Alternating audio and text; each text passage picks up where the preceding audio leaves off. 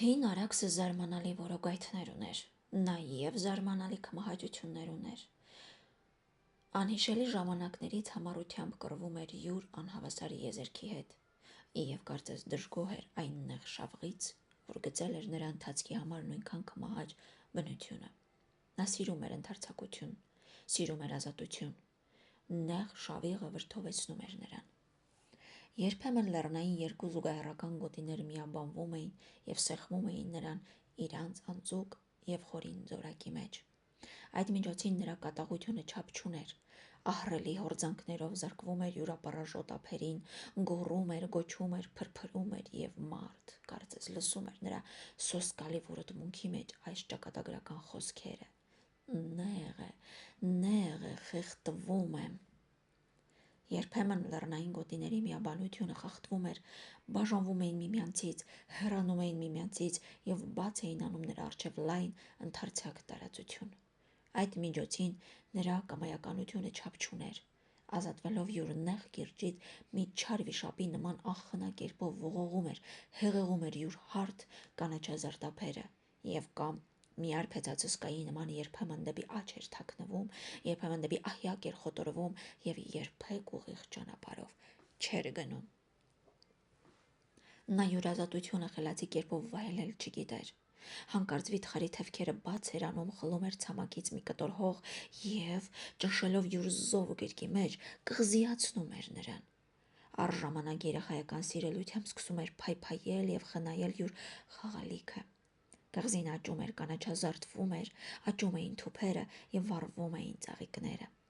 Երկնքի թռչյունը հյուսում էր այնտեղ յուր բույնը, վայրի անասունը սունուցանում էր այնտեղ յուր ձագուկներին։ Կղզին ներկայացնում էր մի գեղեցիկ փունջ, որով զվարճանում էր նա և, պճնասեր երիտասարդի նման, զարդարում էր յուր հպարտ կուրծքը։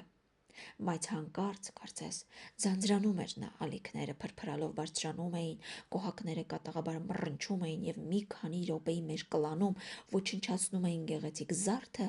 և նրա հետքն անգամ չէր երևում։ Հայոց գետերի թագավորը վարվում էր յուր հորինած կղզիների հետ նույն կերպով, որպես երկրի թագավորը վարվում էր յուր մեջ կղզիացած նախարարությունների հետ։ Եվ իրավ, արաքսը ներկայացնում էր յուր աշխարհի քաղաքական դրությունը, և խորամանկ Պարսիկը և նենգավոր Հռովմայեցին երկու լեռնային գոտիների նման միաբանվելով ճնշում էին նրան։ Այդ միջոցին նրա ճիչն ու բողոքը սահման չուներ։ Յուր բոլոր կատաղությունը գործ էր դնում ազատվելու նրանց ճնշումից։ Իզեպ երկու դաշնակիցները քանդում էին իրանց միաբանությունը, բաժանվում էին և նա ազատություն էր գտնում, այդ միջոցին սկսում էր զբաղվել ներքին երկպառակություններով։ Ամենայն անգթությամբ ոչնչացնում էր յուր մեջ ամփոփված նախարարությունները, որպես հրեշավոր արաքսը լափում կլանում էր յուր մեջ սեղմված կղզիները։ Այդ կղզիներից մեկի վրա պետք է լիներ այն օրը որսորդությունը, որ կոչվում էր իշխանած կղզի, և որի մեջ սյունած իշխաններից մեկը բաց էր թողել վայրենի անասուններ և անտեղ ազատ կերպով աճել, բազմացել էին։ Արեգակը դեռ նոր էր ծագել, երբ ուղի ընկավ որսորդների ասպախումբը։ Զով ու խաղաղ էր առավոտը, մինչև անգամ կարմրագույն քամին, որ երբեմն սովորություն ուներ փչել արաքսի այդ կողմի ափերից և բերելով յուր հետ նրա եզերքի վրա սփռված կարմրագույն ավազները, գիտեր հաճախ լցնել օդը մի ահռելի բոսորային մառախուղով և այդ բոթաբեր քամին անգամ այն առավոտ դադարել էր։ Օրը պարզ էր և գեղեցիկ։ Ճանապարհը մինչև արաքսի եզրը հասնելը պատած էր ճոխ, սիզավետ բուսականությամբ։ Կռիվներից առաջ արածում էին այնտեղ Նախճավանի տիրոջ իշխանական նժույգները, իսկ այժմ արածում էին Պարսից բանակի գրաստները։ Տեղ-տեղ բարձրանում էին մերկ, սրածայր բլրակներ, որոնք իրանց հրեշավոր գոյությունը պահպանել էին, կարծես, միմիայն նրա համար, որ ցույց տան անցորդներին, թե ինչ անողորմ խաղեր էին խաղացել նրանց հետ վաղեմի ժամանակները։ Դարերի անձրևները ողողել էին այդ բլրակների հողային փափուկ մասը և թողել էին նրանց կազմության կարծր, քարացած կմախքը միայն, որ ներկայացնում էր այլանդակ պատկերներ։ Ահա այնտեղ երևում է ուղտերի մի ամբողջ քարավան։ Կորաքամակ ծռավիզ անասունները շարված էին միմյանց ետևից և գրեթե կախված էին օդի մեջ։ Ահա մյուս կողմում մի քանի աշտարակներ կարգով դրված էին միմյանց վրա, բարձրանում էին դեպի երկինքը։ Աշտարակների ամբողջ շարքը կանգնած է բարակ, մաշված պատվանդանի վրա, եւ մարդ կարծում է, եթե փչելու լինի, բոլորը ցած կթափվի։ Ահա մի փոքր հեռավորության վրա նկարված են օդի մեջ մարդկային սոսկալի ուրվագծեր, կարծես քարացած հսկաների արձաններ լինեն։ Ահա մի գալարված վիշապ հրեշավոր գլուխը վեր է բարձրացրել եւ ահարկու բերանը բաց արած սպառնում է կլանել անցորդին։ Մի ժամանակ այդ կողմերում բնակեցրած էին Հայաստանի գերի բերված վիշապազունները, այժմ մնացել էին նրանց վիմային կմախքները միայն։ Մի կախարդված քարացած աշխարհ էր այդ, որով ծանր ու հանդարտ կերպով ընթանում էր որսորդների ասպախումբը։ Նրանք հասան Նախճավանի աղմկալի գետակին, որ աղաղակելով եւ յուր խճավետ հատակին զարկվելով շտապով վազում էր եւ խառնվում արաքսին։ Աջ կողմում բնությունը այլ տեսարան էր ներկայացնում։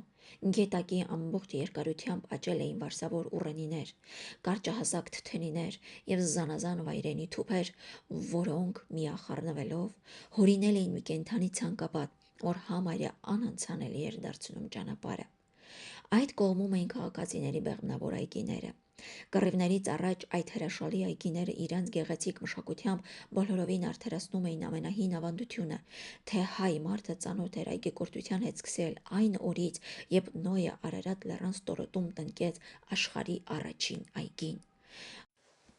Գողթենյաց երկրի ընտիր խաղողը ծանր հյութալի ողկույզներով վառվում էր հայոց արեգակի կյանք եւ քաղցրություն ներշնչող ճառագայթների ներքո։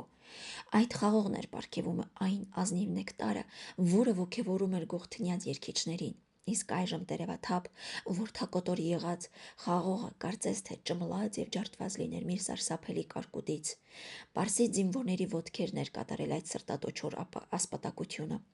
Կռիվներից առաջ կարմիր խնձորը դեռահաս աղջկա կարմիր թշերի նման ժպտում էր, ծիծաղում էր, իսկ ծանրապարոտ տանձը յուր ծանրությամբ դեպի ցած էր խոնարհեցրել ծառերի սաղարթախիտ ոստերը, որոնք մի այնպիսի հաճոյական տպավորություն էին գործում, կարծես թե գլուխները ծռելով ողջունում էին անցորդներին։ Այժմ նույնպես կորացած էին ոստերը, այժմ նույնպես դեպի ցած էին կախված թառամած ճյուղերը, բայց դա Պարսից անհագ զինվորի անողորմ ձեռքի գործն էր։ Կռիվներից առաջ դեղնագույն դեղցը համեստությամբ թաքնվել էր ծիրանի հսկա ծառերի ետևում, որոնք իրանց լայն, ստվերախիտ հովանավորության ներքո էին առել նրանց։ Իսկ այժմ ծարավությունից թոշնած ծիրանիները մերկացրել էին իրենց հարուստ կանաչազարդությունը եւ մի այնպիսի նիհար տեսք էին ստացել, կարծես թե աշնան վերջը լիներ։ Չկար հոգատար այկեպանը, որ զովացներ նրանց ծարավը, որ ազատեր նրանց վաղահաս վախճանից։ Այգիների միջից բարձրանում էին հնձանների կրկնահարկ շենքերը։ Շատ անգամ հայոց այգիների հնձանները ապաստան էին եղել անմեղ հալածյալների։ Հռիփսիմյան կույսերի խումբը երկար պատսպարված էին վաղաշապատի այգիների հնձաններում։ Խաղաղության ժամանակներում այդ հնձանների վերին հարկում սկսյալ գարնան սկզբից մինչև ձմեռնամուտը բնակվում էին այգետեր ընտանիքները։ Նրանք խնամք էին տանում այգիներին, հավաքում էին պտուղները եւ միևնույն ժամանակ վայելում էին զվարճալի ծառաստանի մաքուր եւ հովասուն օդը։ Այգիները մի տեսակ ամառանոցներ էին նրանց համար, իսկ այժմ ոչ ոք չէր երևում։ Հնձանները մնացել էին դատարկ եւ այգիները անխնամ։ Պատերազմների աղմուկը ցրեց բոլորին, ոմանք փախան ապաստաններից Վայոց ձորի մերձակա լեռներում, ոմանք գերի ընկան թշնամու ձեռքը։ Թշնամին այժմ անցնում էր նույն այգիների միջով, որ ավերակ եւ ամայի էր դարձրել ինքը։ Այգիները բռնել էին բավական մեծ տարածություն։ Նրանք բաժանված էին միմյանցից կավեղեն ցած պատերով, որոնց ոլոր-մոլոր ցանցատեսակ փողոցները հորինել էին մթնի լաբիրինթոս ծածկված ծառերի ոստախիտ ստվերի ներքո։ Երկար որսորդների ասպախումբը գնում էր նույն փողոցներով, բայց տակավին բավական ժամանակ էր հարկավոր, մինչև դուրս կգային։ Շատ անգամ հայոց այգիների այդ ահարկու լաբիրինթոսը կլաներ էր թշնամիների ահագին գունդեր, բայց գողթենյաց այգիների ամայի փողոցներից այժմ համարձակ անցնում էր թշնամին։ Սամվելը նայում էր շրջակայքի տխուր տեսարանների վրա, եւ նրա զգայուն սիրտը խոցվում էր անբուժելի վերքերով։ Բայց նրա հայրը ուրախ էր, ոչինչ չէր զգում եւ միայն ոգևորված էր այն խորին բավականությամբ, որ մի քանի ծանր տարիների անջատումից հետո առաջին անգամ բախտ ուներ սիրելի որդու հետ մասնակից լինել մի հանդիսավոր որսորդության։ Նրանք դուրս եկան այգիների մթին ոլորապտույտ նրբանցքներից եւ նրանց առջեւ բացվեցավ մշակված անդաստանների ընդարձակ տարածություն։ Մի քանի շաբաթ առաջ այդ անդաստանները ներկայացնում էին մի սքանչելի ոսկեղենծով, ուր Ցորյանի հասունացած արտերը իրանց լիառատ բեղմնավորությամբ լցնում էին երկրագործի սիրտը անսահման օրհնությամբ։ Իսկ այժմ անկախ եւ անխնամ մնալով արևի կիզող ճառագայթներից չորացել, այրվել էին եւ ցամաքած հասկերը ցած էին թափվել անգութ քամուց, այրվել մի մեծ կոտորածից։ Կորյակի, կտավահատի, դեռ կանաչ, չհասունացած արտերը, անջուր մնալով, ծարավությունից թռշամել էին եւ կպել գետնին։ Չկար արթուն մշակը, չկար հոգատար խնամողը, երևում էր միայն արտորայքի սիրահարը, ողբաձայն արտույտը, որ օդի մեջ անդադար ճախրում էր միևնույն կետի վրա, եւ փոքրիկ թևիկները թափահարելով, սարսափած կերպով նայում էր դեպի ոչնչացրած հունձը, եւ որպես մի սգավոր ոգի երբեմն դեպի ցած էր նետվում, հառաչանքներ էր արձակում, երբեմն դեպի վեր էր սլանում եւ դարձյալ օդի մեջ միևնույն կետի վրա ճախրելով շարունակում էր իր տխուր ողբալի երգը։ Երևում էին եւ թշնամու ջուրիների խումբերը, որոնք անպատիժ կերպով ցրիվ էին տալիս հնձած գարիի խուրձերը եւ ավելի ոտնակոխ էին անում, քան թե ուտում էին։ Նրանք անցան անդաստանները, անցան մի քանի ավերակարվարձանների եւ գյուղերի մոտից։ Այժմ սկսվեցան Արաքսի մերձակայքի կանաչազարդ տափարակները, որ վերջանում էին խիտմացառներով ու վայրենի ծառաստաններով, երբ ավելի մոտենում էին դեպի ափերին։ Տեղ-տեղ ջուրը լճացել էր, տեղ-տեղ գոյացել էին ճահիճներ։ Ձիաների սմբակներից մի այնպիսի խուլ տրոփյուն էր լսվում, կարծես թե գետնի տակը դատարկ լիներ։ Երբեմն այնպես էր թվում, որ առազգական գետինը կամ բարձրանում եւ կամ ցած էր իջնում ձիաների ծանրության ներքո։ Այդ տեղերում թաքնված էին Արաքսի մթին որոգայթները եւ նրա ստորերկրյա սոսկալի անդունդները, որ լցված էին բոլորովին թանձր եւ սև հեղուկով, որի երեսը սերի նման պնդանալով կազմել էր այն խաբուսիկ վտանգավոր ծածկոցը, որի վրայով գնում էին նրանք։ Այդ անհատակ անդունդները սովորություն ունեին երբեմն բաց անել իրենց ահարկու բերանը եւ տարտարոսի նման կլանել անցորդներին։ Այս տեսակ անդունդներից մեկի մեջ յուր ձիու հետ կորավ հայոց արտավազդ թագավորը, երբ նա որսորդություն էր անում Արաքսի ափերի մոտ։ Արևը բավական բարձրացել էր եւ առավոտյան զով օդը հետզհետե լցվում էր խիստ ախորժելի ջերմությամբ։ Որսորդների ասպախումբը դեռ շարունակում էր հանդարտ եւ ուրախ ընթացքով առաջ գնալ։ Սամվելը նստած էր մի գեղեցիկ ոսկեգույն նժույգի վրա, որ այն առավոտ ընծա էր ստացել յուր հորից։ Նրա ետևից գնում էր պատանի հուսիկը, որ զինակրի պաշտոն էր կատարում։ Նա կրում էր յուր իշխանի երկար նիզակը, լայնալիճ աղեղը, նետերով լի կապարճը եւ մի երկար, կաշյա բարակ ճոպան,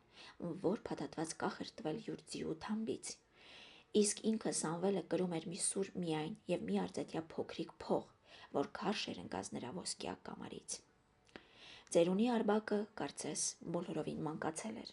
Նա գտնվում էր կատարել զինավառության մեջ։ Նա առաջ էր ընկած, եւ նրա ետևից գալիս էին Սամվելի 40 զինված ծառաները։ Նրանցից ոմանք ձեռքների վրա կրում էին որսորդական բազեներ, ոմանք բռնած ունեին անհանգիստ բարակների թոքերի ծայրից, որ կապած էին նրանց երկար պարանոցներին։ Ազատ էին թողած իմ այն փոքրիկ, սորամուտ սկունդրներին եւ ահագին թավամաս գամփրներին, որոնց որսորդների լեզվով կոչում էին գայլ խեղդողներ։ Այս բոլոր պատրաստությունը Սամվելին ընծայել էր հայրը։ Որսորդական հուշարարները դեռ արևը չծագած վաղ առավոտյան գնացել էին դիտելու, հետազոտելու բոլոր վայրերը, որ տեսնեն, թե որտեղ ինչ երեներ կան։ Սամվելին ուղեկցում էր հայրը շրջապատված յուր թիկնապահներով, իսկ փոքր-ինչ հեռու յուր հայտնի սպիտակ նժույգի վրա նստած գնում էր Մերուժանը յուր առանձին խմբով։ Նրանց հետ էր եւ Պարսից Կարեն Զորապետը յուր մի քանի սպաներով։ Որսորդությանը չմասնակցեց միայն հայր Մարդպետը։ Առջևից գնում էին մի խումբ պարսիկ տղաներ, որոնց թվում էր եւ պատանի արտավազդը։ Այդ մանկահասակ որսորդները իրենց շքեղ զինավառությամբ գրավել էին ամենքի հիացքը, բայց բոլորի մեջ ավելի փայլում էր, ավելի աչքի էր ընկնում պատանի արտավազդը։ Ոգելից մանուկի ուրախությունը չափ չուներ։ Յուր աշխուժ նժույգի հետ ներկայացնում էր նա մի մար մնացած զվարճություն, Ձախ կողմից կապած ուներ ուսին նետերով լիարդյա կապարճը, իսկ աջ կողմից ձգած ուներ լայնալիճ աղեղը, որ նրա համար բավական մեծ էր։ Ձեռքում կրում էր մի թեթև նիզակ, իսկ գոտիից քարշ էր ընկած երկսայրի սուրը արծաթապատ պատյանով։ Սամվելը ընկղմված էր լուռ մտախոհությունների մեջ։ Երբեմն միայն հարևանցի կերպով նայում էր իր շուրջը, նայում էր դեպի հեռուն, շատ հեռուն եւ կարծես աշխատում էր միանգամից ծանոթանալ բոլոր տեղորայքի հետ։ Նրա վշտահար դեմքը որպես միշտ չէր ցույց տալիս ոչ մի բավականություն, թեև կցանկանար գոնե փոքր-ինչ ուրախ ձևանալ,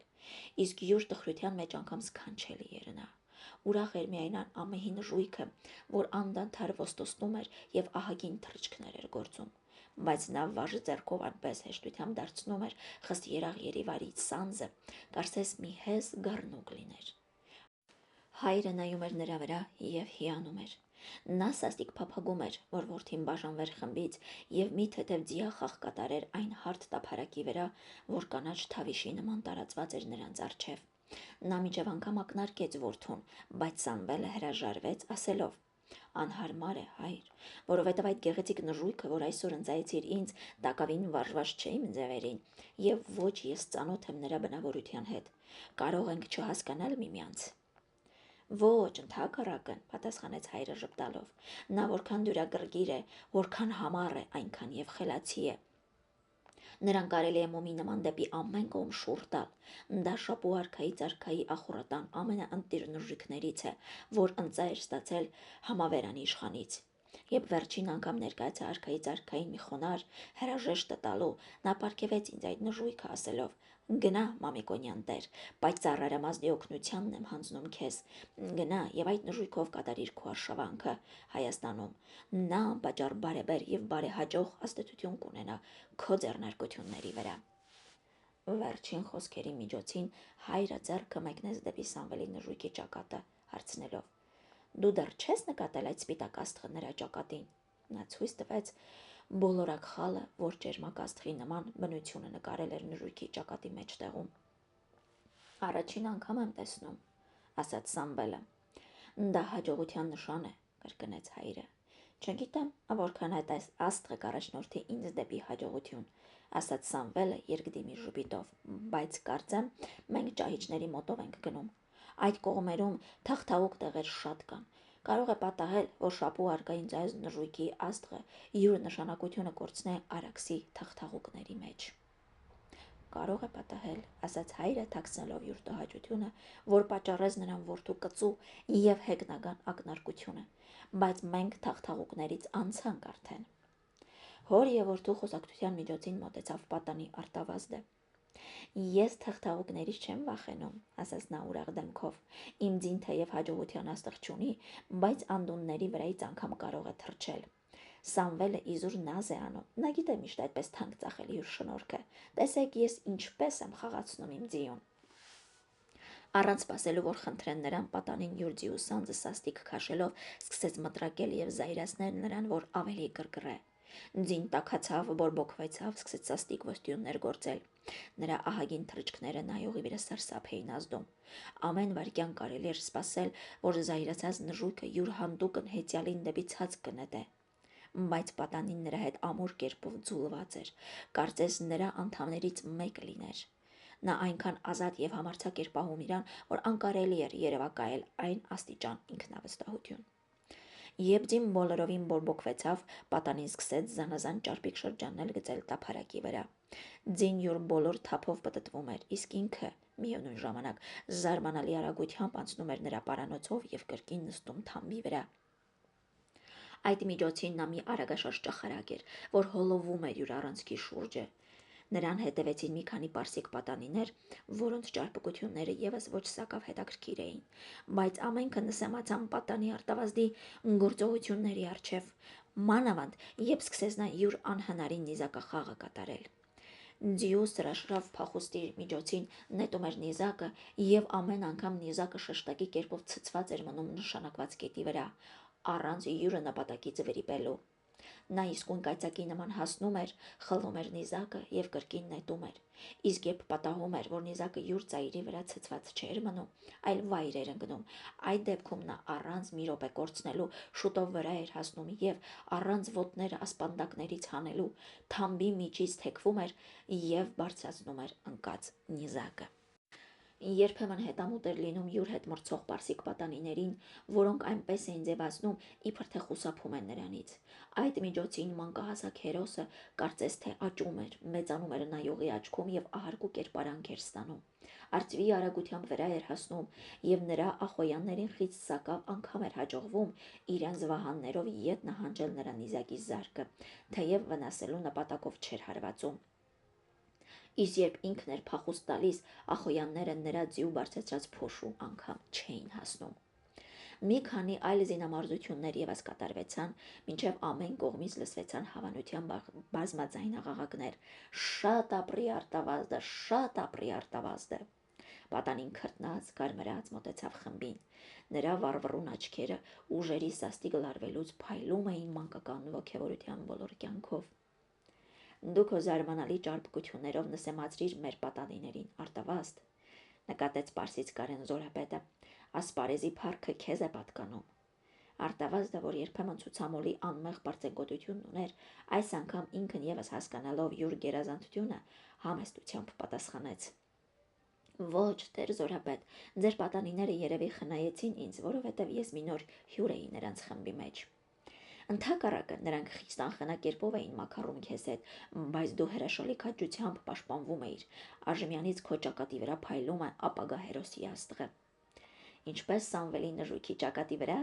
ծիծաղելով ավելացրեց զվարճախոս պատանին։ Կատակը մի կողմ, նկատեց Մերուժանը մի առանձին նախագուրհակությամբ, դու մի բան կդառնաս և անպատճառ լավ բան։ Բավական ժամանակ պատանի խոսակցության առարկա էր դարձել, մինչև հասան Արաքսի ափերին։ Այդ կողմերում Արաքսի ափերը ծածկված էին փափուկ կարմրագույն ավազով։ Նույն պարարտ փափկության վրա աճել էին զանազան թուփեր և թավախիտ մացառներ, որ կանաչ ժապավենի նման զարդարում էին նրա գեղեցիկ եզերքը։ Ջուրը նույնպես կարմիր գույն էր ստացել։ Գետը անցնելով կարմրագույն լեռների միջով և յուր ընթացքում քերելով նրանց կուրծքը, ստանում էր և նրանց գույնը։ Այդ կողմերում Արաքսի խաղաղ և լուռ ընթացքը այնպիսի տպավորություն էր գործում, կարծես թե ջուրը կանգնած լիներ։ Գետի մեջտեղում գեղեցիկ օազիսի նման երևում է իշխանած կղզին, որի վրա պետք է կատարվեր այն օրվա որսորդությունը։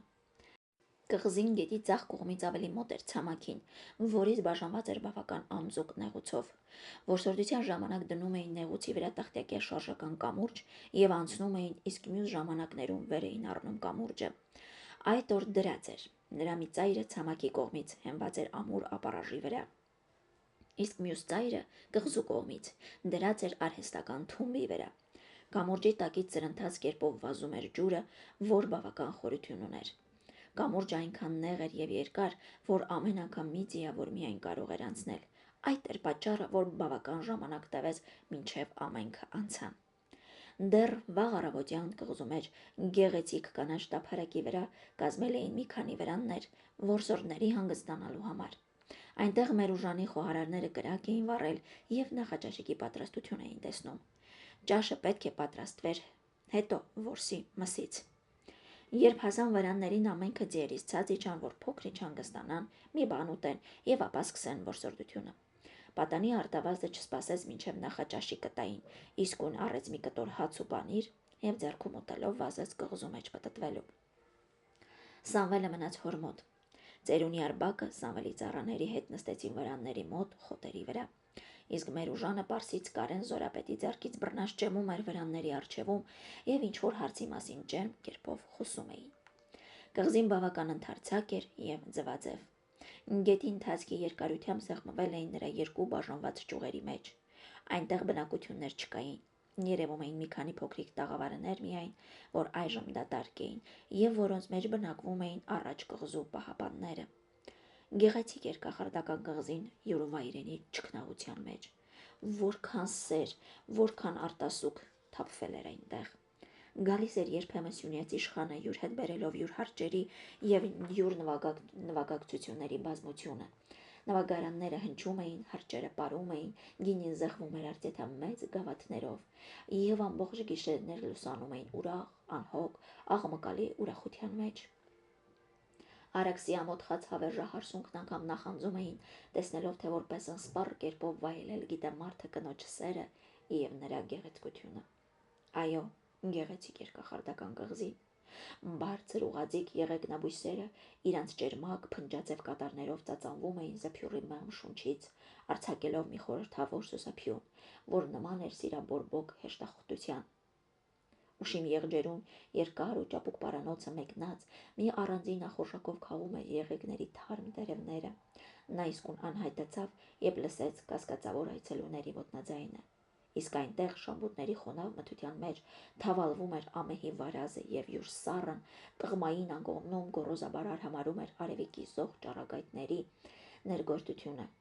Երկչոտ նապաստակը երբեմն կանգ առնելով, երբեմն յուր շուրջը նայելով, շտապով վազվզում էր խոտերի մետաքսային փափկության միջով։ Իսկ վրդոված այդ յամը մամռապատ ժայռի գլխից դեռ շփոթված կերպով դիտում էր, ստուգելու արդյոք ովքեր են նորեկ հյուրերը։ Հարուստ բուսականությունը հիացման չափ ճոխ էր եւ շռայլ։ Թարմ հյութալի կանաչազարդության միջից իրանց փայլուն գլխիկներով վառվռում էին ջրածաղկի զանազան տեսակները, որոնք ուրիշ տեղերում միայն ճահիճների բջրանք էին ներկայացնում։ Տեղ-տեղ բարակ ծղոտներով եւ երկար թերաձև տերևներով բարձրացել էր վայրենի Շուշանը, որ յուր նուրբ անուշահոտությամբ լցրել էր օդը խիստ ախորժալի բուրմունքով։ Տեղ-տեղ քյավուր վարդը բաց էր արել ու շքեղ ծաղիկը, որ ժպտում էր թավշյա ծիրանեգույն թրթիկներով։ Զանազան կողմերում թուփերը, մացառները այն աստիճան աճել էին, որ մի փոքր հեռավորության վրա մարդ յուր ընկերներին տեսնել չէր կարողանում։ Ձիաններով անհնար էր շրջել այնտեղ, որովհետև ամեն քայլում մացառների խիստ հյուսվածքը ծածկում էր հազիվ նշмарվող շավիղները, ավելի հեշտ էր ոտով։ Երբ վերջացրին նախաճաշիկը, յուրաքանչյուրը առեց յուր զենքերը եւ պատրաստվեցան սկսելու որսորդությունը։ Արթուն հուշարարները խուզարկու շների հետ վաղուց արդեն ներս էին մտել մացառների մեջ եւ սուրայով խարխափում էին, որ դուրս վանեն անասուններին։ Երբ ճանապարհ ընկան, որսորդները բաժանվեցան մի քանի փոքրիկ խմբերի եւ տարածվեցան դեպի կղզուն զանազան կողմերը։ Պատանի արտավազդը միացավ Մերուժանի խմբի հետ, իսկ Սամվելը յուր հոր խմբի հետ։ Վերջինների թվում ներև Պարսից Կարեն Զորապետը։ Ծերունի Արբակը Սամվելի ծառաների հետ հետևում էր նրան։ Պարսից մնացյալ սպաները առանձին խմբեր կազմեցին եւ բաժանվեցան մյուսներից։ Սամվելը երկար հաստաբուն նիզակը ձեռքին լուր առաջ էր գնում։ Նրա մուգ դեմքը սովորաբար պղնձի գույն էր ստանում եւ գտնվում էր հոգեկան սաստիկ ալեկոծության մեջ։ Այդպես էր այժմ նրա դեմքը։ Այդպես լինում էր նա կռվի ջերմ փոթորկի ժամանակ, այդպես լինում էր նա եւ որսորդության զվարճալի հրապույրների ժամանակ։ Բայց դրանցից եւ ոչ մեկը չէր, որ նույն րոպեներում բորբոքում էր, վրդովեցնում էր երիտասարդական սիրտը։ Նրա խռովության մեջ էին դրել բոլորովին այլ մտատանջություններ։ Սամվել, նկատեց նրան հայրը մի այնպիսի ձայնով, որի մեջ լսվում էր ծնողական սրտի բոլոր գորովը, բոլոր ջերմությունը։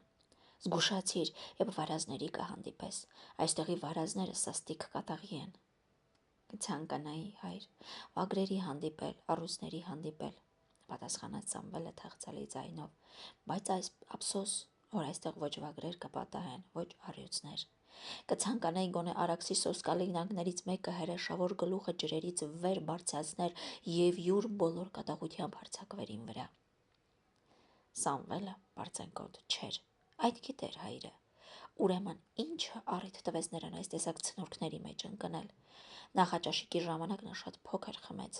այդ տեսավ հայրը։ Ուրեմն գինին եւս չէր կարող գրգռել նրա երևակայությունը։ Այսուամենայնիվ հայրը հարցրեց. Երևի նրա համար են այդ գեղեցիկ ցանկությունները, Սամվել, որ ցույց տաս քո քաջությունը, բայց քո քաջությունը անտարակույս այս տեսակ ապացույցների կարոտ չէ։ Ոչ, հայր, դրա համար չէ։ Ես հեռու եմ փառասիրությունից։ Միայն կցանկանայի կռվել, իմ մահ կռվել։ Հայրը սկսեց տխրիլ։ Նա ցանկանում է մահվան համար կռվել։ Ինչը ձանձրացրել էր սիրելի որդու լուսապայծառ ծաղկափթիթ կյանքը։ Այս մտքերը սկսեցին սարսափեցնել նրան։ Հորը և որդու խոսակցությունը ընդհատեց հուշարարներից մեկի փողի ձայնը։ Սամվելը վազեց դեպի այն կողմը, որտեղից լսվեցավ ձայնը։ Նրան հետևեցին պատանի Հուսիկը, որ զինակրի պաշտոն էր կատարում, և յուր ծառաներից մի քանիսը։ Հայտնվողը Սամվելի փափագած որսերից և ոչ մեկը չէր։ Ուռենիների թավուտներից դուրս հարձակվեցավ մի ահագին եղջերու, ծանր բազմաճյուղ եղջյուրներով։ Անփույթ կերպով նայեց յուր շուրջը և, եղջյուրները դեպի քամակը դարձնելով, փորձում էր փախչել, բայց իսկույն շները շրջապատեցին նրան։ Նրանցից ոչ մեկը չէր համարձակվում մոտենալ։ Սուր եղջյուրները ոչ միայն վահանի գործ էին կատարում, այլև աշտեի։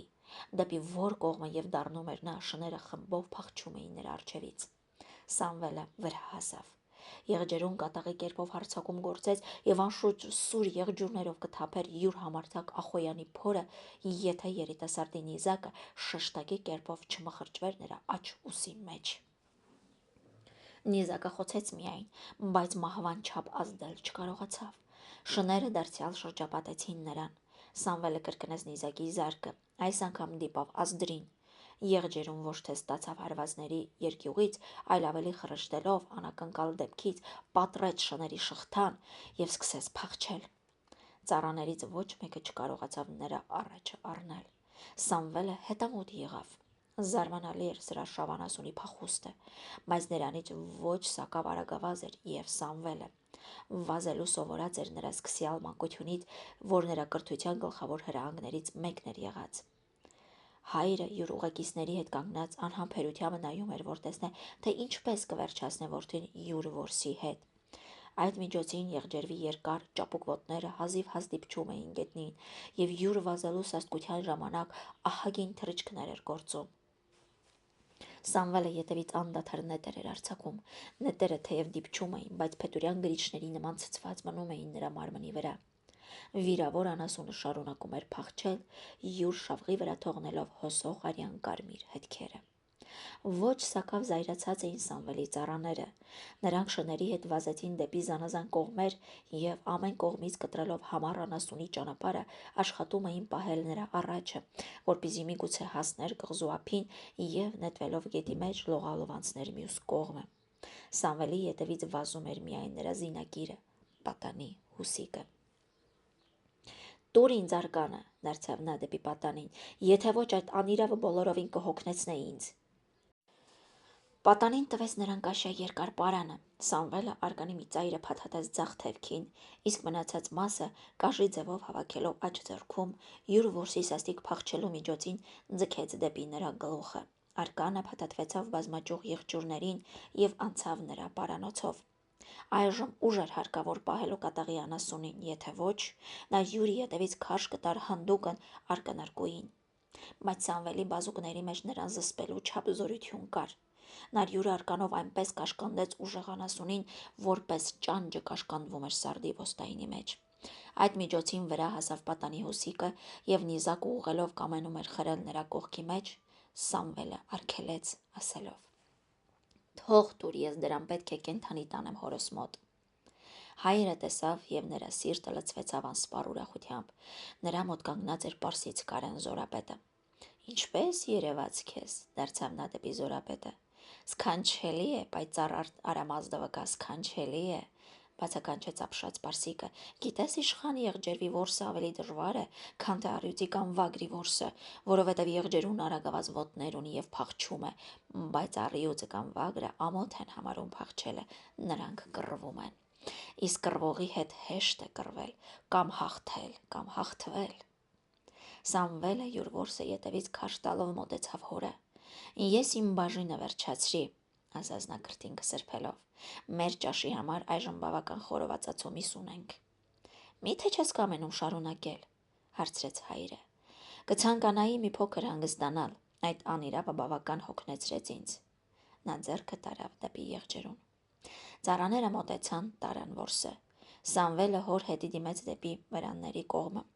Հուսիկը չբաժանվեցավ յուր իշխանից, իսկ պարսից Կարեն Զորապետը գնաց տեսնելու, թե ինչ են անում մյուս որսորդները։ Երբ հասան վրաններին, հայրը ցույց տվեց նրանցից մեկը, ասելով.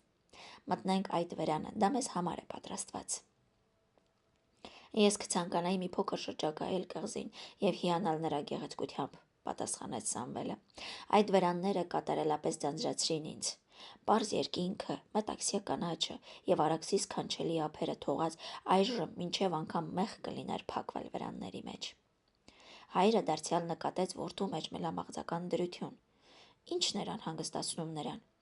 Այն օրվա բոլոր պատրաստությունները միայն նրան զբաղեցնելու եւ միայն նրան զվարճացնելու համար էին, իսկ որդին կարծես խույս էր տալիս այդ բոլորից։ Նա որոնում էր առանձնություն, որոնում էր ամայի վայրերի խլություն, որ յուր սրտի հետ խոսեր, որ յուր հոգու հետ խորհրդակցեր։ Հայրը չթողեց նրան միայնակ գնալ, թեև Սամվելը կցանկանար միայնակ լիներ։ Հայրը բռնեց նրա ձեռքից եւ երկուսը միասին սկսեցին ճեմելով դիմել կղզու այն կողմը, որ ավելի ազատ էր մացառներից։ Հեռվից լսելի էր լինում որսորդների փողերի ձայնը, լսելի էին լինում խառնաձայնաղաղակներ։ Այդ միջոցին հայր եւ որդի հանդարտ քայլելով անցնում էին փափուկ խոտերի վրայով, որ, միախառնվելով գույնզգույն ծաղիկների հետ, նախշուն գորգի նման սփռված էին նրանց առջև։ Երկար անխոս գնում էին նրանք, մինչև հասան կղզու ափին։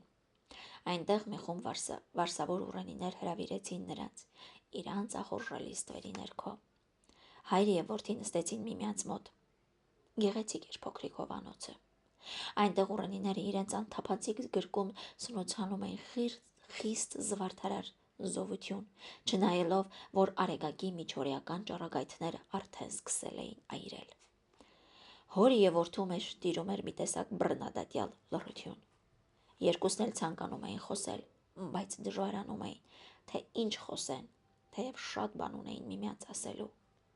Այդ առաջին անգամն էր, որ նրանք գտնվում էին միասին եւ այս տեսակ մեկուսացած առանձնության մեջ։ Յուրաքանչյուրը ցանկանում էր բաց անել իր սիրտը։ Հայրը փափագում էր մի առ մի բացատրել որդուն յուր բոլոր դիտավորությունները, թե ինչ նպատակներ ունի նրա ապագայի մասին, կամ որպես մտածում է տնօրինել նրա բախտավորությունը։ Բացի դրանից կամենում էր բացատրել եւ յուր քաղաքական նպատակները, որ վերաբերում էին առհասարակ հայոց աշխարհի գործերին։ Իսկ որդին նոր բացատրությունների կարոտ չէր։ Նա գիտեր եւ վաղուց հասկացած էր բոլորը։ Նա միայն ցանկանում էր հայտնել հորը, թե այն ամենը, ինչ որ կատարել է նա կամ ինչ որ տակավին կատարելու դիտավորություն ունի, անտարակույս, կտանեն հայրենի աշխարհը դեպի անդառնալի կորուստ, իսկ որդին չէր ցանկանա յուր հայրենիքի ավերակների մեջ գտնել յուր փառքը։ Մինչ հայրը եւ որդի սուր հոգետանջ լռության մեջ էին, որ ամեն վայրկյան պատրաստ էր պայթելու, պատանի արտավազդը կղզու մյուս կողմում հրաշքներ էր գործում։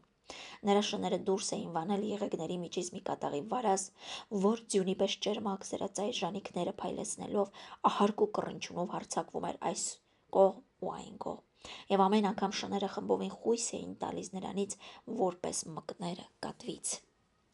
Այդ կողմում որսորդները ձիավորված էին, որովհետև ձիերի շարժման համար բավական արձակ էր տեղը։ Միայն կղզու ափերի մոտ աճել էին թավ շամբուտներ, որոնց միջից դուրս էին քշել վարազին։ Նա դարձյալ աշխատում էր նետվել դեպի յուրմթին դարանը, դեպի շամբուտները, բայց պարսիկ պատանիների երկաշղթան բռնել էր այդ կողմը, եւ ամեն անգամ, երբ մոտենում էր վարազը, նրանք նիզակներով ետ էին մղում։ Ասպարեզը թողել էին պատանի արտավազդին, որ միայնակ պետք է մաքարեր վտանգավոր որսի հետ։ Արտավազդ, հեռու կաց, այդպես չի կարելի, ձայն տվեց Մերուժանը, որ մի առանձին հետաքրքրությամբ դիտում էր պատանու կռիվը կատաղի անասունի հետ։ Դա ինչ բան է, պատասխանեց նա յուր սովորական պարծենկոտությամբ։ Ես մի անգամ բզնունյաց անտառներում մի ամեհի արծ սպանեցի։ Մերուժանը հավատաց, բայց այնուամենայնիվ հրամայեց պարսիկ պատանիներին, որ օգնեն նրան։ Ոչ, աղաչում եմ, խնդրում էր նա սաստիկ բաղձանքով, հրամայիր, որ թույլ տան ես միայնակ վերջացնեմ իմ որսի հետ, դա իմն է, դրան ես եմ գտել շամբերի միջից։ Մերուժանը հրամայեց չմիջամտել։ Պատանին դարձավ դեպի ծերունի արբակը խնդրելով. Տուր ինձ քո ձին սիրելի արբակ, իմը խրճում է, վստահությամբ չեմ մոտենում։ Իսկ քո պարավ ձին քեզ նման ծեր է եւ փորձառու, այդ պատճառով խրճտելու թուլություն չունի։ Ծերունին ցած իջավ ձիուց մռթմռթալով։ Քո լեզուն եթե չլիներ, գլուխդ ագրավները կտանեին։ Պատանին ուշադրություն չդարձրեց արբակի կծու հեգնությանը։ Մի ակնթարթում թռավ նրա ձիու վրա, իսկ յուր ձին տվեց նրան։ Այդ միջոցին վարազը երկաթյա գարագղի մեջ ընկած գազանի նման կռնչալով, լայն ականջները թափ տալով, Վազվզում էր, որ մի ելք գտնե փախչելու, բայց ամեն կողմից հանդիպում էր պարսիկ պատանիների սաստիկ ընդդիմադրությանը։ Արտավազդը միայնակ հետամուտ էր լինում, իսկ նա, որպես մի խուլ ահավորություն, երբեմն ետ էր դառնում եւ յուր բութ մի զույգ սպիտակ ժանիքներով զինված կնճիթը ուղղելով դեպի նրա ձին, հարձակում էր գործում, բայց արտավազդը նիզակի սաստիկ հարվածներով գանդ կկոծում էր նրան։ Նա բարկացավ, երբ նկատեց, որ հարվածները լավ չէին ներգործում, եւ ավելի զայրացավ, երբ լսեց, որ պարսիկ պատանիները արդեն սկսել էին ծիծաղել նրա վրա։ Սիրելի արբակ, դարձավ նա դեպի ծերունին մի նոր խնդրանքով, աղաչում եմ, շտապիր, դուր ինձ քո նիզակը, իմը շատ թեթև է ու բարակ, վախենում եմ, որ կոտրվի։ Կտամ, սիրելի արտավազդ, ասաց ծերունին բարեսրտաբար խնդալով, կտամ իմ նիզակը, բայց բազուկներս քեզ տալ չեմ կարող։ Մերուժանը բացատրեց ծերունու խուլ հեգնությունը։ Արբակի ծանր նիզակը շարժելու համար պետք է արբակի ամուր բազուկները ունենալ, արտավազդ։ Ախր ես էլ փոքրիկ գազաններից չեմ, պատասխանեց արտավազդը մի առանձին ինքնավստահությամբ, նայելով Մերուժանի երեսին։ Պատանո պարծենկոտությունը այս անգամ խորին ուրախություն պատճառեց արբակին, եւ նա մեծ հոժարությամբ փոխեց նրա հետ յուր նիզակը։ Նիզակը արդարև արտավազդի համար բավական մեծ էր եւ ծանր, բայց նա այն տեսակ նիզակներ մանավանդ ձիու վրա գործածելու ճարտարությունից զուրկ չէր։ Նա միացրեց յուր դեռահաս բազուկների զորությունը յուր նժույգի չափազանց ուժի հետ, առանց ժամանակ կորցնելու, երկար նիզակի բունը առեց աջ թևքի տակ եւ նրա սրա ծայր սվինը դեպի ցած բռնելով շտապեց ձիուն յուր բոլոր սաստկությամբ քշել դեպի վարազը։ Ամեհի նժույգի սրաշավ թափը բավական էր նիզակին այն աստիճան ուժգին զարկ տալու, որով մխվեցավ նա վարազի կողքի մեջ եւ ծայրը մյուս կողմից դուրս եկավ։ Այդպես հեշտ էր շամփրել գազանին, ծիծաղելով ձայն տվին պարսիկ պատանիները, բայց քո քաջությունը նիզակը դուրս քաշելումը պետք է տեսնենք։ Արտավազդը իսկույն ձիու գլուխը շուռ տվեց եւ ձին իհարկե դուրս քաշեց նիզակը, իսկ ահագին վարազը անշարժ մնաց գետնի վրա։ Ամեն կողմից լսվեցան հավանության աղաղակներ։ Արտավազդը թողեց որսը, որ իսկույն քաշ տվին ծառաները, իսկ ինքը մոտեցավ հանդիսատեսների խմբին։ Նրա պայծառ դեմքը փայլում էր ուրախությունից։ Նա կրկին վերադարձրեց ծերունի արբակին թե ձին եւ թե նիզակը, ականջին փսփսալով։ Շնորհակալ եմ քո բարության համար, սիրելի արբակ։ Եթե ոչ, այդ պարսիկ լակոտները ամոթով պիտի թողնեին ինձ։ Այսպես շարունակվում էր որսորդությունը, երբ Սամվելը հոր հետ դեռ նստած էին կղզու ափի մոտ։ Սամվելը լուռ նայում էր Արաքսի կարմրագույն հոսանքին, որ մեղմ ալիքներով զարկվում էր կղզու ավազոտ ափերին, եւ նրա վրա կարմրագույն արյան տպավորություն էր գործում։ Հայրը պատմում էր նրան յուր նախամտածությունները եւ յուր դիտավորությունները, իհարկե, այն չափով միայն, որքան կարող էր հավատալ որդուն։ Պատմում էր, թե երբ Աստծու քաջությամբ հայր եւ հրեա գերիներին կհասցնեն Տիզբոն եւ երբ ինքը բախտ կունենա մյուս անգամ վայելելու Շապու արքայի ողորմատության շնորհը, այնուհետև պետք է Մերուժանի հետ կրկին վերադառնան Հայաստան։ Պատմում էր, թե այն ժամանակ ինքը, իբրև հայոց ընդհանուր սպարապետ, ինչպես պետք է կազմակերպե յուր հրամանի ներքո գտնված հայկական զորքերը։ Պատմում էր եւ Մերուժանի դիտավորությունները, թե նա որպիսի ձև պետք է տա յուր նոր հիմնած թագավորությանը Հայաստանում։ Խիստ դառնացած կերպով խոսում էր աշակունիների չարագործության եւ անբարոյականության մասին եւ ոգևորվելով Մերուժանի կատարած գործերի հաջողություններով արտահայտում էր յուր խորին ուրախությունը, որ վերջապես պիտի կարողանան ազատվել աշակունիների անտանելի լուծից եւ Հայաստանը Մերուժանի հզոր գավազանի ներքո թե խաղաղություն եւ թե բախտավորություն պիտի վայելե։ Որդին լռությամբ լսում էր, եւ հոր խոսքերը թունավոր նետերի նման ծակոտում էին նրա վշտացած սիրտը։ Հետո սկսեց պատմել յուր դիտավորությունները որդու վերաբերությամբ։ Մի առանձին ուրախությամբ հայտնում էր, թե Շապու արքան շատ անգամ լսել է նրա մասին, գիտե նրա քաջագործությունները եւ Տիզբոնի արքունիքում արդեն ծանոթ է նրա անունը։ Այժմ մնում է միայն, որ որդին ներկայանա Արիած արքայի արքային եւ նա անպատճառ նրան Պարսկաստանում գտնված հայկական հեծելազորի հրամանատար կկարգե։ Այդ առիթով որդին կմերձենա թե Պարսից դրանը եւ թե առհասարակ արքունիքին։ Այնուհետև նրա գեղեցկությունը, շնորհքը և բարեկրթությունը բավական մեծ երաշխավորություն են ներկայացնում, որ արիած արքայից արքան յուր դուստրներից մեկը նրան կնության կտա այն բազմահարուստ օժիտով, որ ստանում է յուրաքանչյուր ոք, որ բախտ է ունենում արիած արքայական գերդաստանի փեսան լինելու և այլն։ Սամվելը համարյա թե չէր լսում։ Նա ուշադրությամբ լսեց հոր պատմածների սկիզբը միայն, իսկ թե ինչ կլիներ վերջավորությունը, այդ կարող էր և ինքը եզրակացնել։ Գլուխը խոնարեցրած ամենևին չէր նայում հորի երեսին, և վշտալի աչքերը մեքենայաբար հառած էին դեպի մի հաստ, կիսափոթ կերանի կտոր, որ ալիքները դուրս էին նետել ավազների վրա։ Իսկ երբեմն նրա ուշադրությունը գրավում էր մի օտարոտի խշշտոց, որ մերթ-մերթ լսելի էր լինում մերձակա միջից։ Հայրը նկատեց այդ և կամենալով նրա ուշադրությունը դեպի ինքը գրավել, հանգստացրեց ասելով. «Այնտեղ երևի որ սորներից փախած երեներ են շարժվում»։ «Ոչ, քամին է շարժում թուփերը», անփույթ կերպով ասաց Սամվելը և շարունակեց նայել գերանի կտորների վրա։ Երբեմն ամենաանմեղ առարկաներն անգամ մարդու մեջ բավական զբաղեցնող մտքեր են հարուցանում։ Գերանի կտորի վրա նայելով Սամվելը այս էր մտածում. եթե այդ հաստ փտությունից թեթևացած ծառաբոնը գլորեր ջրի մեջ, արդյոք կարող է նա մի փոքրիկ մակույկի ծառայություն մատուցել, արդյոք կարելի է նրանով անցնել գետի մյուս ափի վրա։ Բայց քամին իրավ շարժում էր մերձակաթուփերը։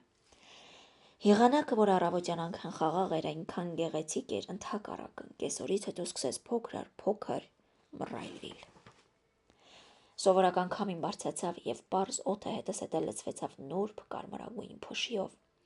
Այդ կսպնելի երևույթը մանավանդ տեղային հանգամանքներին անծանոթ մարդու վրա խիստ տխուր և ահարկու տպավորություն է գործում։ Հանկարծ պայծառ հորիզոնը ներկվում է բոսորային գույնով, և նրան այնպես է թվում, որ երկնքից մանր փոշետեսակ արյան անձրև է տեղում։ Բայց Սամվելին ձգեց նա մի առանձին մելամաղձության մեջ, որ արտահայտություն էր նրա նույնպես խռովյալ սրտի։ «Զարմանալի հատկություններ ունի Արաքսը», ասաց նա ինքն յուր հետ խոսելով։ «Զարմանալի բնավորություն ունեն և նրա խորհրդավոր շրջակայքը։ Պարզ, լուսապայծառ առավոտին հաջորդում է տխուր, վհատական երեկո յուր կարմրագույն մռայլով, իսկ ուրախ անհոգ զվարճությանը խիստ սրտամաշ թախծություն։ Տխուր է, տխուր։ Ես կարծում էի, թե կարող եմ փոքր-ինչ ուրախ լինել, փոքր-ինչ մոռանալ ինձ, բայց իզուր երանի թե չար լինեի, երանի թե եղեռնագործ լինեի։ Գուցե ինձ ևս կվիճակվեր նույն օրհասը, որ վիճակվեցավ բարի Արտաշեսի չար որդուն։ Նա կորավ որսորդության միջոցում, նա յուր ձիու հետ խորասույզ եղավ Արաքսի մերձակա անդունդների մեջ։ Գետինը չկարողացավ տանել չար արքայազնին, որ չարությամբ պիտի լցներ հայոց երկիրը։ Գետինը բացարավ յուր ահարկու բերանը և կլանեց նրան։ Հայրը սարսափով լսում էր։ «Ինչու հիշեցիր այդ տխուր անցքը», հարցրեց նա դողդոջուն ձեռքով բռնելով որդու աջը։ Չգիտեմ ինչու։ Երևի նրա համար, որ շատ հեռու չենք այն եղերական վայրերից, ուր պատահեց այդ անցքը։ Թշվառ չարագործը կորավ, անհետացավ Արաքսի անդունդների մեջ, բայց հանգստանալ չկարողացավ։ Մասիսի քաչքերը տարան, շղթայեցին նրան մի մթինայիրի մեջ, ուր մինչև այսօր տանջվում է նա։ «Սամվել», գոչեց հայրը շփոթված ձայնով, «ինչ պատահեց քեզ հետ, ինչը ձգեց քեզ այդ մթին ցնորքների մեջ, դու մահ ես ցանկանում, քեզ համար անտանելի է դարձել կյանքը այն հասակում, երբ դեռ նոր է սկսվում քո երջանկության ծաղկափթիթ գարունքը։ Ինչ է պակաս քեզ, քո հայրը պատրաստ է ծնողական բոլոր սիրով ամեն ինչ լցուցանել։ Լսիր, Սամվել, դու չես հասկանում քո անսահման բախտավորությունը, որի մեջն ես և որը յուր լիառատ բարություններով դեռևս սպասում է քեզ։ Հազարավոր իշխանազն երիտասարդներ պիտի նախանձեն քո փառքին, հազարավոր իշխանազն օրիորդներ պիտի փափագեն քո ամուսինը լինելու։ Բայց դու կտրես քեզ չքնաղներից չքնաղագույնը, այրիած արքայից արքայի աննման դուստրը։ Դրանցից և ոչ մեկը չէր կարող բուժել այն վերքերը, որ դրած են իմ սրտում, հայր։ Դրանցից և ոչ մեկը չէր կարող վանել այն վշտերը, որ օր ու գիշեր տանում են ինձ։ Կյանքը իրավ անտանելի է դարձել ինձ, հայր, և մահը շատ ցանկալի կլիներ ինձ, եթե գիտենայի, որ մահից հետո մի այլ կյանք չկա։ Բայց մարդիկ իրանց վշտերը իրանց հետ գերեզման են տանում։ Դա ավելի անտանելի է, քան հավիտենական տանջանքը դժոխքի խորքում։ Վերջին խոսքերի միջոցին նա յուր գունաթափ դեմքը դարձրեց դեպի հայրը և շարունակեց մի այնպիսի ձայնով, որ արտահայտում էր նրա հուզված սրտի խորին ալեկոծությունը. Հայր, այստեղ մենք միայնակ ենք, այստեղ մեզ ոչ ոք չի լսի, թույլ տուր ինձ խոստովանել քեզ իմ բոլոր ցավերը, իմ բոլոր տանջանքները։ Խոսիր զավակս, բաց արա հորդ առջև լցված սիրտդ, ինչն է այսպես տանջում քեզ, այն օրից, որ եկել ես դու, ես միշտ նկատում եմ քո մեջ մի տեսակ հոգեկան անհանգստություն, մի տեսակ բարոյական վրդովմունք, մի թաքցրու ցավերդ և հավատացած եղիր, որ հայրդ այնքան անչափ սեր ունի դեպի քեզ, որ կարող է քո կարիքներին կարեկից լինել և քո ցավերին ցավակից։ Ինչպես չցավել, հայր, ինչպես չվշտանալ, հայր, մի սիրտ, որ քարից լիներ կազմված, մի հոգի, որի մեջ մեռած լինեին ամեն մարդկային զգացմունքներ, դարձյալ չէր կարող անզգա մնալ տեսնելով այն, ինչ որ ես տեսա և ինչ որ տակավին տեսնելու դժբախտությունը պիտի ունենամ։ Այն օրից, որ դուրս եկա մեր ամրոցից, այն օրից, որ թողի տարոնը, մինչև այստեղ հասնել ես, ես անցա մի շարք ավերակների, մի շարք բարբարոսությունների միջով։ Տեսա մոխիր դարձած քաղաքներ, տեսա անմարդացած գյուղեր, տեսա կործանված վանքեր ու տաճարներ։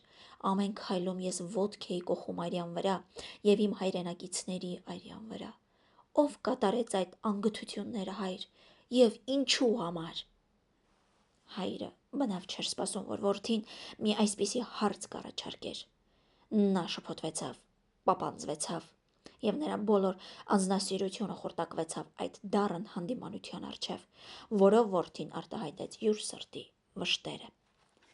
Դու լռում ես, հայր, դու չես պատասխանում, ես հասկանում եմ քո լռության իմաստը, բայց հայրենիքի կործանումները և բյուրավոր աչքերի լացն ու արտասուքը համարձակություն են տալիս դժբախտ որդուդ ասելու քեզ, որ այդ բոլոր անգթությունները կատարվել են երկու անձած ձեռքով, որոնցից մեկը իմ հայրն է, դու, իսկ մյուսը իմ մորի եղբայրն է, մեր ուժան արծրունին։ Մեծ գործերը մեծ զոհ են պահանջում, ընդհատեց հայրը որդու խոսքերը։ Ճշմարիտ է, մեծ գործերը մեծ զոհ են պահանջում, պատասխանեց որդին դառնացած ձայնով, բայց դու, հայր, արդյոք լավ կշռել ես քո գործի մեծության հետ և հանցանքի մեծությունը։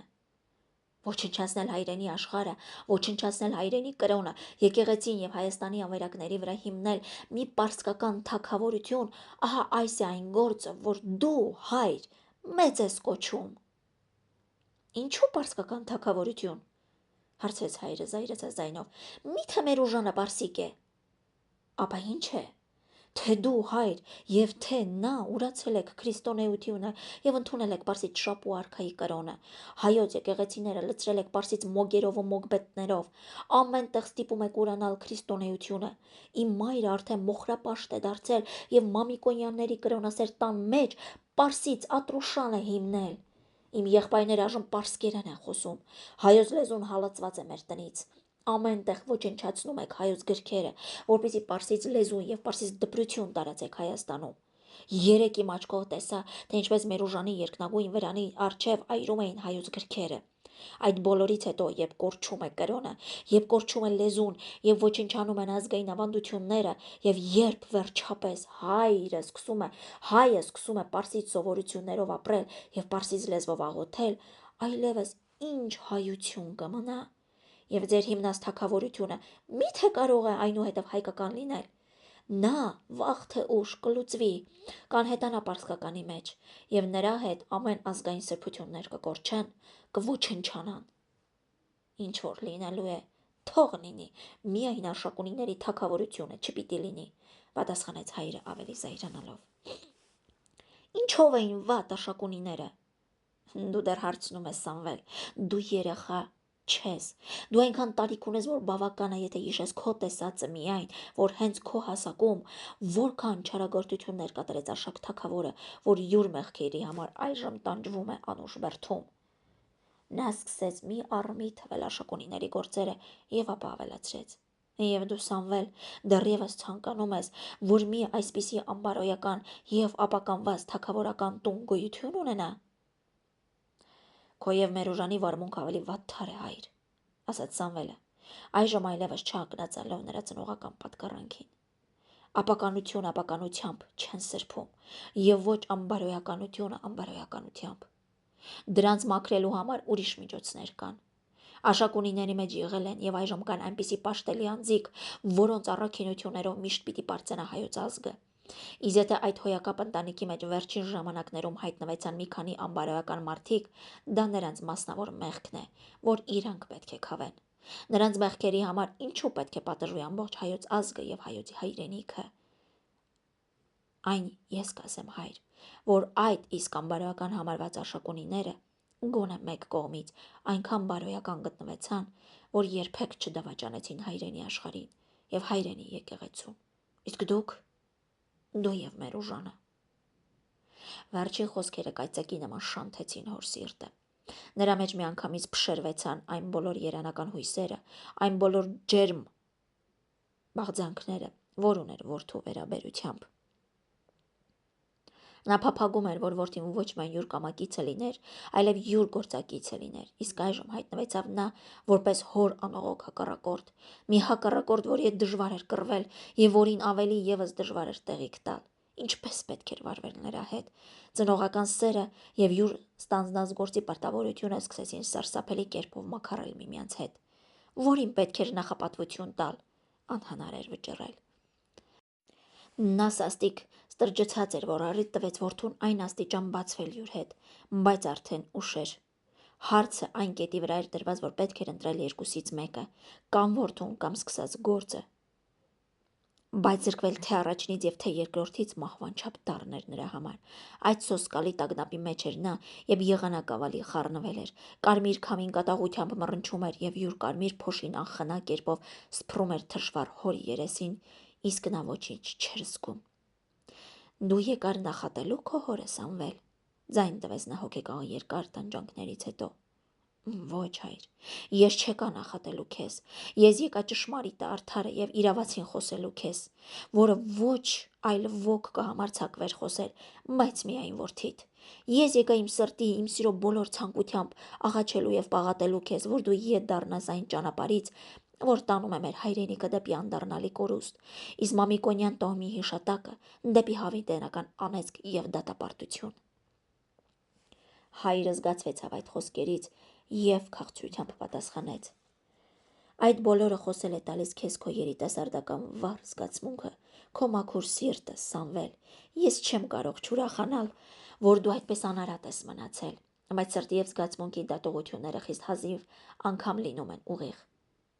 Դժբախտաբար ազգերի եւ ժողովուրդների կենցաղավարության հարաբերական պայմանների մեջ խիստ նեղ կայան ունի այդ սրբությունը, որ դու կոչում ես առաքինություն, բարոյականություն։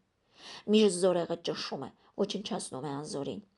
Ինչ պետք է արած, որ երբեմն կյանքի անողոք անհրաժեշտությունները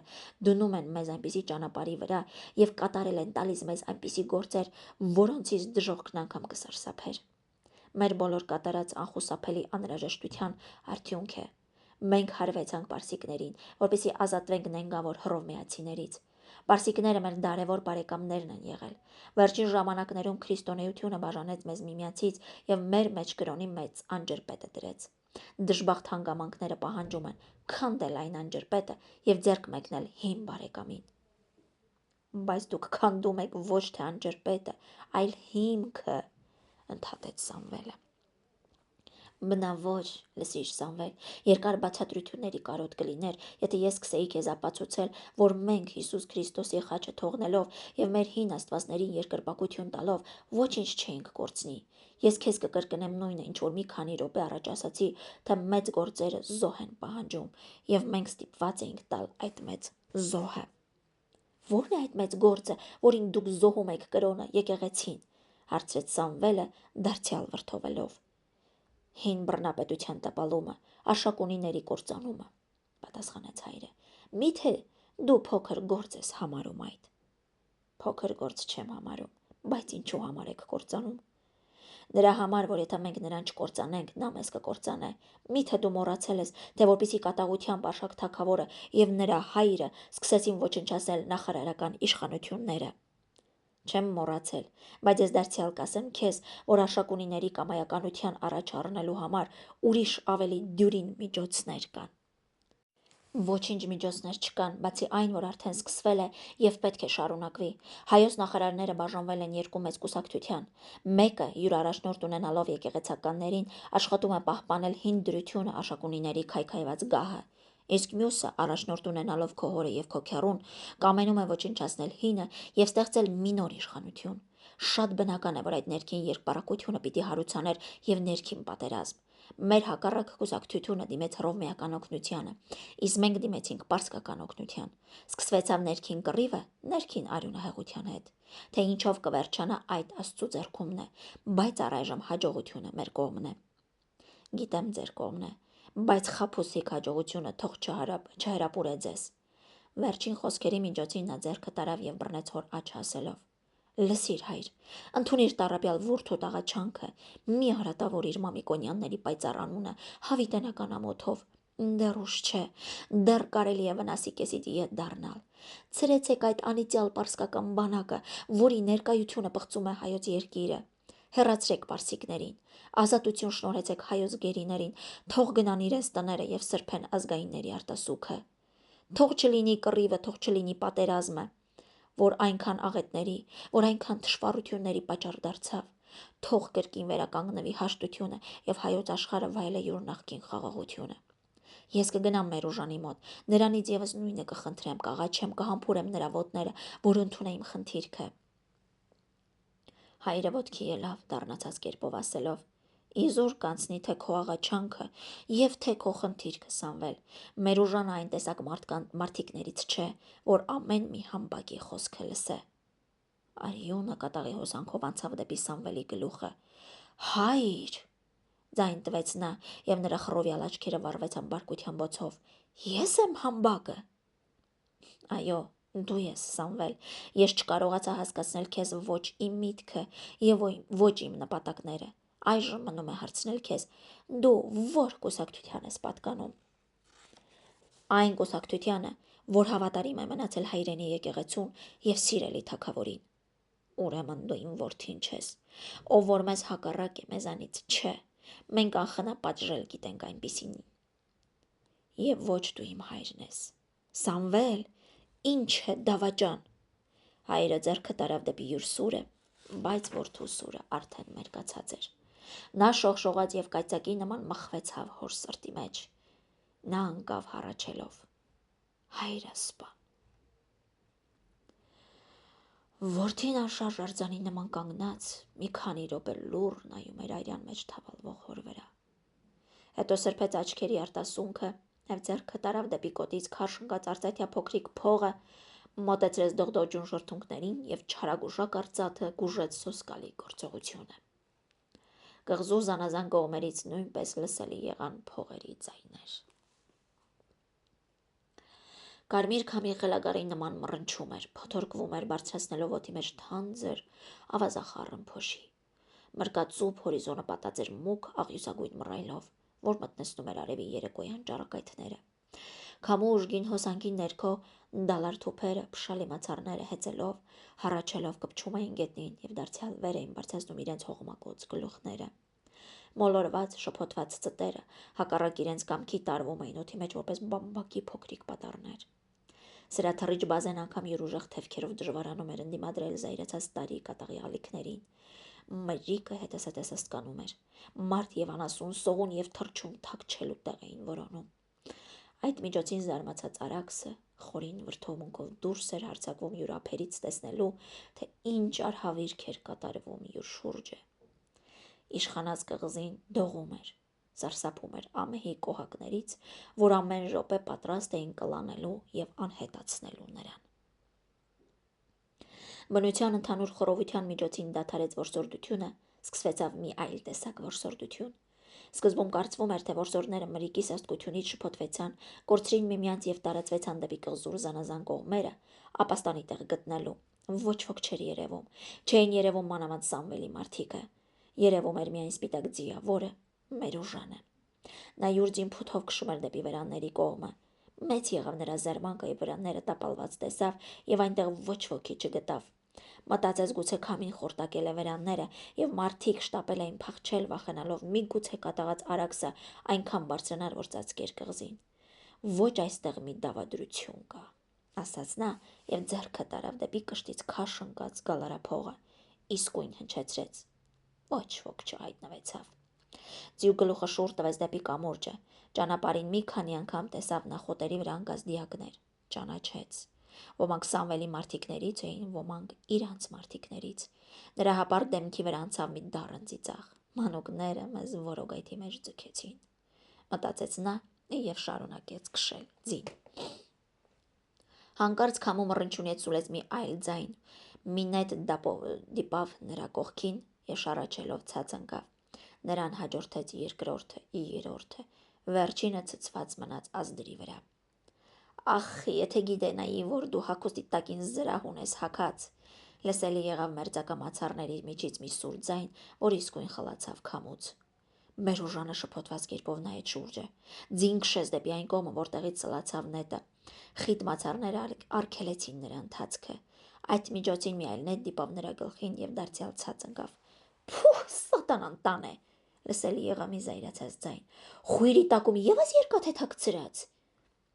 Մերուժանը ետ դարձավ և յուր խորին վրդովմունքի մեջ չգիտեր որ կողմ գնալ։ Նա ձեռքը տարավ դեպի նետը, որ տակավին մնացել էր ցցված ազդրի մեջ, բարկությամբ դուրս քաշեց, արյունը սկսեց վտակի նման հոսիլ։ Դարձյալ դառն ծիծաղը երևաց նրա հպարտ դեմքի վրա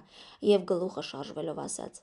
Առաջ մենք էինք որսում մացառների մեջ թաքնված անասուններին, իսկ այժմ մեզ են որսում մացառների մեջ թաքնված դարանագործները։ Դարանագործը ոչ այլ ոք էր, բայց միայն պատանի արտավազդը։ Յուր ընկերների մեջ նրան էր վիճակվել Մերուժանը, բայց ոգելից պատանու բաղձանքները մնացին անկատար։ Նրա նետերը դիպան Մերուժանի հագուստի ներքո թաքցրած պողպատանման տախտակներին։ Նա սողալով ու խարխափելով սատանայի նման անցավ թուփերի և մացառների միջով, դուրս եկավ կղզու այն կողմը, որտեղ կապված էր նրա ձին, նստեց և նետվեցավ դեպի յուր ընկերները։ Այդ միջոցին կղզու մի այլ կողմում, մրրիկի թանձր փոշու մեջ, մենամարտում էին երկու հոգի՝ Ծերունի Արբակը և Պարսից Կարեն Զորապետը։ Վերջինը զայրանալով ասաց. Բավական է, ծեր աղվես, գոնե հիշիր, որ դու մեր հյուրն ես, ես խնայում եմ հյուրերին։ Շնորհակալ եմ մարդավարությանդ համար, ժպտալով պատասխանեց ծերունին։ Պարսիկը նեղն ընկած ժամանակ միշտ մեծահոգի է ձևանում։ Դու սպանեցիր իմ նժույգին և ինձ ոտքի վրա թողեցիր, իսկ ինքդ կռվում ես ինձ հետ ձիու վրա նստած։ Ես իսկույն ցած կիջնեմ, թող ուժերի հավասարություն լինի։ Արբակը իջավ ցած և յուր ձին հեռացրեց մի կողմ։ Այդ միջոցին խորամանկ Պարսիկը թռավ նրա ձիու վրա և շտապեց փախչել։ Սամվելը եղերական գործողությունից հետո որոնում էր Մերուժանին։ Երկար թափառում էր կղզու մեջ և լի ողակալությամբ փափագում էր հանդիպել նրան։ Բայց Մերուժանի փոխարեն գտավ ծերունի Արբակին, որը ապշած, շփոթված նայում էր դեպի այն կողմը, ուր անհետացավ յուր երկչոտ Ախոյանը։ Խաբվեցա, սարսափելի կերպով խաբվեցա, ասաց նա դառնալով դեպի Սամվելը։ Եթե 10 նիզակի հարված ստանայի, այդքան չէի ցավի։ Նա սկսեց պատմել Պարսիկի յուր հետ խաղացած խաղը։ Վնաս չունի, ասաց Սամվելը մխիթարելով վշտացած ծերունուն։ Անտարակույս մի այլ անգամ ևս կհանդիպեք նրան։ Այժմ հնչեցրու փողդ, թող հավաքվեն մեր մարդիկը։ Ծերունին հնչեցրեց փողը։ Սամվելի 40 մարդկանցից հայտնվեցան 7 հոգի միայն։ Մնացյալը կամ վիրավոր, կամ սպանված ընկել էին կղզու զանազան կողմերում։ Երիտասարդը թախծալի աչքերով նայեց մնացյալների վրա և ասաց. 7 հոգի, խորհրդավոր թիվ է։ Իսկ մեր թշնամիներից այդքանն էլ չէ մնացել։ Հանկարծ լսելի եղավ մի ձայն։ Սամվելը նայեց դեպի այն կողմը, ժպիտը երեսին, նրա գիրկն ընկավ պատանի արտավազդը։ Ինձ չհաջողվեցավ, ինձ չհաջողվեցավ, տրտնջում էր նա։ Ես ծակեցի նրա ազդրը միայն։ Դու չգիտես, որ նա կախարդ է։ Երկաթը և պողովատը նրա վրա չեն ազդում։ Այդ ես իմ աչքով տեսա, բայց այժմ գիտեմ, թե ինչու չեն ազդում։ Օրը երեկոյացել էր, արեգակը մտնելու մոտ էր։ Պատանի հոսիկը մոտ բերեց յուր իշխանի ձին։ Նա հեծավ, մյուսները նույնպես ձիավորվեցան և դիմեցին դեպի կամուրջը։ Երբ անցան, Սամվելը հրամայեց վեր առնել կամուրջը, ասելով. Պետք է հանգիստ թողնել կղզում մնացած դիակները, քանդեցեք կամուրջը, որ գազանները ներս չմտնեն։ Մի քանի րոպեի մեջ քանդեցին շարժական կամուրջը, ձգեցին գետի մեջ։ Ալիքները մի փոքրիկ տաշեղի նման անհետացրին նրան։ Ամենքը դուրս եկան, կղզու մեջ մնաց միայն մեր ուժանը։ Նա եկավ այն ժամանակ, երբ արևն արդեն մտել էր, երբ տեսավ կամուրջը վեր առած, երկաթյա վանդակի մեջ ընկած գազանին նման վրդովվեցավ, բայց չվհատվեցավ։ Սկսեց զայրացած աչքերով չափել այն տարածությունը, որի վրա դրած էր կամուրջը։ Տարածությունը բավական լայն էր, ձին չէր կարող թռչելով անցնել։